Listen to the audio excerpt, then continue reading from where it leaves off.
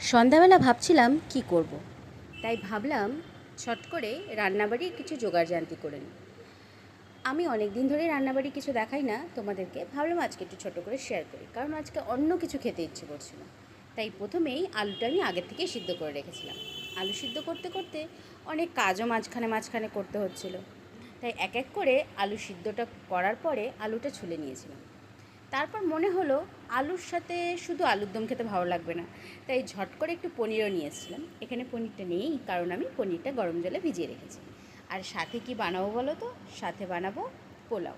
অনেক দিন ধরেই মনে হচ্ছিল একঘেয়েমি ওই রান্না খেতে আর ভালো লাগে না, মাঝে মধ্যে একটু এদিক ওদিক করে রান্না করলে খেতেও ভালো লাগে আর রান্না করতেও ইচ্ছে করে, আর তোমাদের সাথে শেয়ার করতেও ইচ্ছে করে।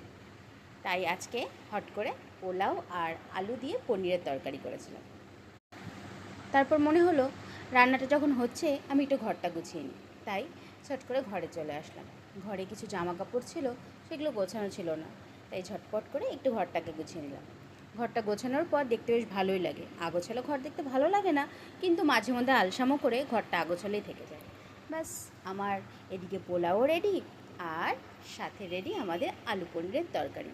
খেতে মোটামুটি হয়েছিল, খুব ভালো আমি রান্না করতে পারি না, চেষ্টা করেছিলাম।